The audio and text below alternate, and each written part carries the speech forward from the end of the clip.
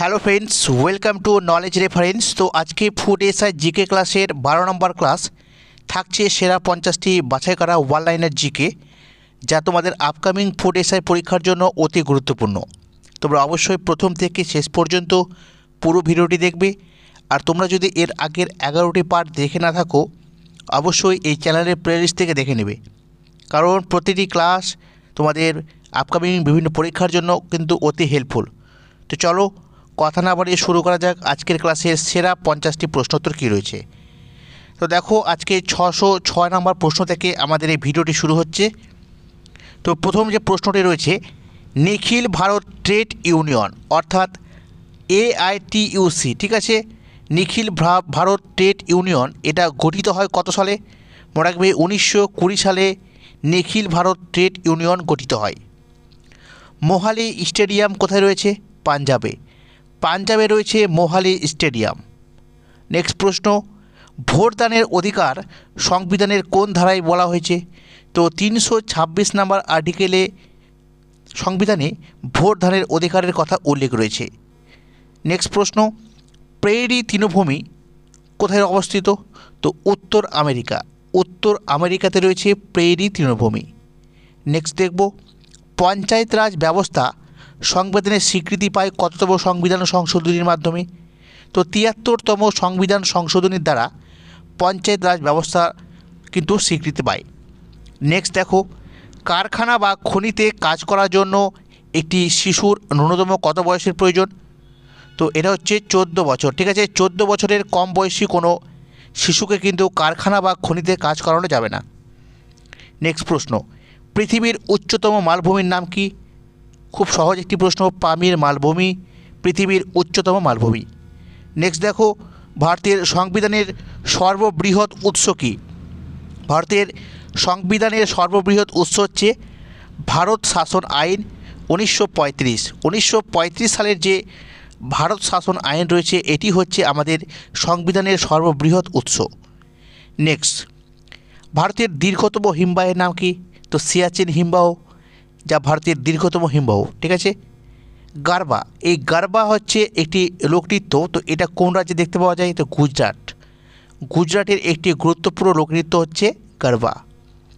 Next দেখো, অলকানন্দা এবং মন্দাকিনী এই নদীর সঙ্গম স্থল কোথায়?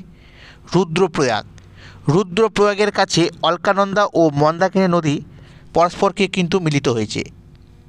পরবর্তী প্রশ্ন দেখব, কর্কট সংক্রান্তি বলা হয় কোন তারিখকে বলা হয় কর্কট সংক্রান্তি? মনে রাখবে 21শে জুন এই তারিখটিকে বলা হয় কর্কট সংক্রান্তি। নেক্সট দেখব, ব্রিটিশরা প্রথম বাণিজ্য কুঠি কোথায় নির্মাণ করেছিলেন? তো গুজরাটের সুরাটে, ঠিক আছে। সুরাটে কিন্তু ব্রিটিশরা প্রথম বাণিজ্য কুঠি নির্মাণ করেন। মাদার টেরেসা নোবেল পুরস্কার পান কত সালে? মনে রাখবে 1979 সালে, 1979-এ মাদার টেরেসা ভারতের প্রথম নোবেল পুরস্কার পেয়েছিলেন। তারপর গণপরিষদের শেষ অধিবেশন কবে বসে? গণপরিষদের শেষ অধিবেশন বসে 1950 সালের 24শে জানুয়ারি। 1950 সালের 24শে জানুয়ারি গণপরিষদের শেষ অধিবেশন অনুষ্ঠিত হয়। নেক্সট প্রশ্ন, মৌলিক অধিকার রক্ষার্থে লেখো বা রিট জারি করা হয় কোন আর্টিকেল অনুযায়ী? তো মনে রাখবে আর্টিকেল 226, ঠিক আছে। 226 নম্বর ধারা অনুযায়ী মৌলিক অধিকার রক্ষার জন্য লেখো বা রিট জারি করার ক্ষমতা রয়েছে। নেক্সট প্রশ্ন, গণপরিষদের প্রথম অধিবেশন কোথায় বসে?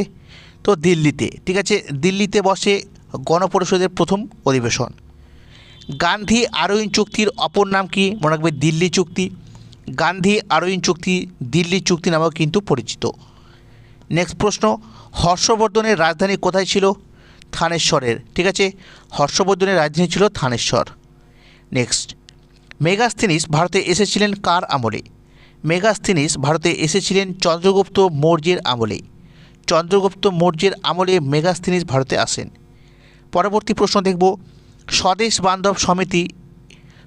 বান্ধব সমিতি এটা গঠন করেছিলেন কে? অশ্বিনী কুমার দত্ত। মনে রাখবে অশ্বিনী কুমার দত্ত স্বদেশ বান্ধব সমিতি গঠন করেছিলেন। পরবর্তী প্রশ্ন, ভাস্কো দা গামা কত সালে ভারতে আসেন? ভাস্কো দা গামা ভারতে আসেন 1498 সালে। কোথায়? কালিকট বন্দরে। মনে রাখবে, কালিকট বন্দরে 1498 সালে ভাস্কো দা গামা প্রথম ভারতে কিন্তু এসেছিলেন। নেক্সট প্রশ্ন দেখব, ভারতের প্রথম মহিলা মহাকাশচারীর নাম কি? তো ভারতের প্রথম মহিলা যিনি মহাকাশচারী ছিলেন কল্পনা চাওলা। কল্পনা চাওলা ভারতের প্রথম মহিলা মহাকাশচারী। নেক্সট প্রশ্ন, ভারতের দীর্ঘতম নদী সেতুর নাম কি? ভারতের দীর্ঘতম নদী সেতু হচ্ছে ভূপেন হাজারিকা সেতু। ঠিক আছে, ভূপেন হাজারিকা সেতু। তারপরে আলেকজান্দ্রিয়া এই শহরটি কোন নদীর তীরে রয়েছে? তো নীল নদের তীরে রয়েছে আলেকজান্দ্রিয়া শহরটি। এপিজে আব্দুল কালামের ভারতের কততম রাষ্ট্রপতি ছিলেন? এপিজে আব্দুল কালাম ভারতের 11তম প্রেসিডেন্ট ছিলেন। মনে রাখবে, 11তম প্রেসিডেন্ট এপিজে আব্দুল কালাম। পরবর্তী, পশ্চিমবঙ্গের প্রথম মুখ্যমন্ত্রী কে ছিলেন? পশ্চিমবঙ্গের প্রথম মুখ্যমন্ত্রী ছিলেন প্রফুল্লচন্দ্র ঘোষ। মনে রাখবে, প্রফুল্লচন্দ্র ঘোষ। নেক্সট প্রশ্ন, দিলওয়ারা মন্দির কোথায় রয়েছে? দিলওয়ারা মন্দির রয়েছে রাজস্থানের মাউন্ট আবুতে। রাজস্থানের মাউন্ট আবুতে রয়েছে দিলওয়ারা মন্দির। পরবর্তী প্রশ্ন, সুরাট শহরটি কোন নদীর তীরে রয়েছে? তো তাপ্তি নদীর তীরে রয়েছে সুরাট শহরটি। নেক্সট প্রশ্ন, সেন্ট্রাল ড্রাগ রিসার্চ ইনস্টিটিউট কোথায় রয়েছে? সেন্ট্রাল ড্রাগ রিসার্চ ইনস্টিটিউট রয়েছে লখনৌতে। ঠিক আছে, উত্তরপ্রদেশের লখনৌতে রয়েছে সেন্ট্রাল ড্রাগ রিসার্চ ইনস্টিটিউট। পরবর্তী, জীববাষ্য সংক্রান্ত বিদ্যাকে বা গবেষণাকে কী বলা হয়? তো প্যালিওন্টোলজি বলা হয়। প্যালিওন্টোলজি, জীববাষ্য সংক্রান্ত বিদ্যা। ভারতরত্ন পুরস্কার কবে থেকে প্রথম প্রদান করা শুরু হয়? ভারতরত্ন পুরস্কার প্রদান করা শুরু হয় 1954 সাল থেকে। পরবর্তী প্রশ্ন দেখব, রাজা রামমোহন রায়ের জন্মস্থান কোথায়? পশ্চিমবঙ্গের কোন জেলায় রাজা রামমোহন রায় জন্মগ্রহণ করেছিলেন? তো হুগলি জেলাতে। মনে রাখবে, হুগলি জেলায়। পরবর্তী প্রশ্নগুলো দেখব, সোনালী চতুর্ভুজের দৈর্ঘ্য কত? ঠিক আছে, সোনালী চতুর্ভুজের দৈর্ঘ্য কত? তো সোনালী চতুর্ভুজের দৈর্ঘ্য হচ্ছে 5846 কিলোমিটার। ঠিক আছে, যা 1999 সালে গঠন করা হয়েছিল। ঠিক আছে, তারপরে রাজা সানসি বিমানবন্দর। রাজা সানসি বিমানবন্দর কোথায় রয়েছে? পাঞ্জাবের অমৃতসরে রয়েছে রাজা সানসি বিমানবন্দর। পরবর্তী, ভারতের উচ্চতম মিনারের নাম কি? কুতুব মিনার। প্রায় 234 ফুট উচ্চতা রয়েছে এই কুতুব মিনারের। ভারতের উচ্চতম মিনার হচ্ছে এই কুতুব মিনার। মানস অভয়ারণ্য কোথায় রয়েছে? আসামে। মানস অভয়ারণ্য রয়েছে আসামে। পরবর্তী প্রশ্ন, ভারতের শীতলতম স্থান কোনটি? ভারতের শীতলতম স্থানটি হচ্ছে লাদাখের একটি অংশ, সেটা হচ্ছে নাম হচ্ছে দ্রাস। ঠিক আছে, দ্রাস। তারপরে, লুনি নদীর উৎপত্তি কোথায়? তো আজমিরের নিকটে আন্না সাগর হ্রদ থেকে। আন্না সাগর হ্রদ থেকে লুনি নদীর উৎপত্তি, যা ভারতের একটি অভ্যন্তরীণ নদী। ঠিক আছে। পরবর্তী প্রশ্ন, সতীদাহ প্রথা বন্ধ করার প্রথম প্রয়াস কে করেছিলেন?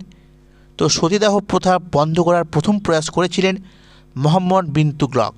মনে রাখবে, মোহাম্মদ বিন তুগলক তিনি সর্বপ্রথম সতী প্রথা বন্ধ করার চেষ্টা করেছিলেন। পরবর্তী, প্রাচীন ভারতের স্বর্ণযুগ বলা হয় কাকে? প্রাচীন ভারতের স্বর্ণযুগ বলা হয় গুপ্ত যুগকে। ঠিক আছে, গুপ্ত পিরিয়ড, এটা প্রাচীন ভারতের স্বর্ণযুগ নামে পরিচিত। তারপরে, রৌপ্য মুদ্রা টঙ্কা এবং তাম্রমুদ্রা জিতল। ঠিক আছে, এই দুটি মুদ্রার প্রচলন কে করেছিলেন? তো সুলতানদিগের সম্রাট ইলতুৎমিশ। ইলতুৎমিশ রৌপ্য মুদ্রা টঙ্কা এবং তাম্রমুদ্রা জিতল প্রচলন করেছিলেন। পরবর্তী প্রশ্ন, পংবাত। পংবাত হিমাচল প্রদেশে রয়েছে। এই পংবাত কোন নদীর উপর রয়েছে? তো বিপাশা নদীর উপর রয়েছে এই পংবাত। পরবর্তী, আয়তনের বিচারে পশ্চিমবঙ্গের বৃহত্তম জেলার নাম কি? আয়তনের বিচারে পশ্চিমবঙ্গের বৃহত্তম জেলা হচ্ছে দক্ষিণ 24 পরগনা। মনে রাখবে, দক্ষিণ 24 পরগনা পশ্চিমবঙ্গের বৃহত্তম জেলা। ঠিক আছে। পরবর্তী প্রশ্নগুলো দেখব, সাতবাহন বংশের প্রতিষ্ঠাতা কে ছিলেন?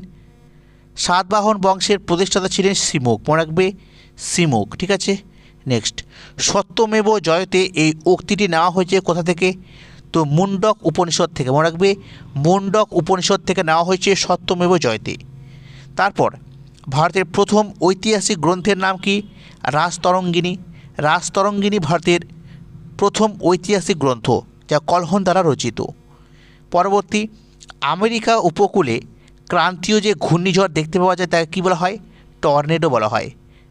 আমেরিকা উপকূলে, ঠিক আছে, যে ক্রান্তীয় ঘূর্ণিঝড় প্রবাহিত হয় তাকে বলা হয় টর্নেডো।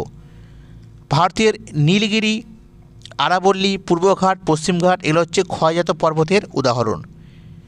তারপরে দেখো, ভারতের বৃহত্তম নোনা জল কোনটি? সেটা হচ্ছে নোনা জলের হ্রদ চিল্কা হ্রদ, উড়িষ্যাতে রয়েছে। উড়িষ্যার চিল্কা হ্রদ ভারতের বৃহত্তম নোনা জলের হ্রদ। ভারতের উচ্চতম জলপ্রপাত কোনটি? কুঞ্চিকল। ভারতের উচ্চতম জলপ্রপাত হচ্ছে কুঞ্চিকল জলপ্রপাত, যা বরাহী নদীতে রয়েছে, ঠিক আছে। পরবর্তী প্রশ্ন দেখব, ভারতের বৃহত্তম তামার খনির নাম কি? ক্ষেত্রী, রাজস্থানে রয়েছে। রাজস্থানের ক্ষেত্রী ভারতের বৃহত্তম তামার খনি। তারপরে রাউরকেল্লা লৌহ ইস্পাত কারখানা নির্মিত হয়েছে কার সহযোগে? জার্মানির সহযোগে বা তার সহায়তায় গড়ে উঠেছে রাউরকেল্লা লৌহ ইস্পাত কারখানা। নেক্সট প্রশ্ন, ফারাক্কা বাঁধ নির্মিত হয়েছিল কত সালে? 1975 সালে। 1975 সালে ফারাক্কা বাঁধ পশ্চিমবঙ্গের যেটা রয়েছে মালদা এবং মুর্শিদাবাদ জেলার মধ্যে, এটা নির্মাণ করা হয়েছিল 1975-এ। পরবর্তী প্রশ্ন, বাংলার শেষ স্বাধীন রাজা কে ছিলেন? বাংলার শেষ স্বাধীন রাজা ছিলেন লক্ষণ সেন, ঠিক আছে, লক্ষণ সেন। তো এগুলোই ছিল আজকের ক্লাসের সেরা কিছু 50টি প্রশ্নোত্তর। কেমন লাগলো অবশ্যই কমেন্টে জানাও। যদি ভালো লাগে তো অবশ্যই লাইক, শেয়ার এবং সাবস্ক্রাইব অবশ্যই করবে যদি নতুন হয়ে থাকো। তো আজকে এই পর্যন্তই, সকলে ভালো থাকো, পরবর্তীতে আবার দেখা হবে। Thank you.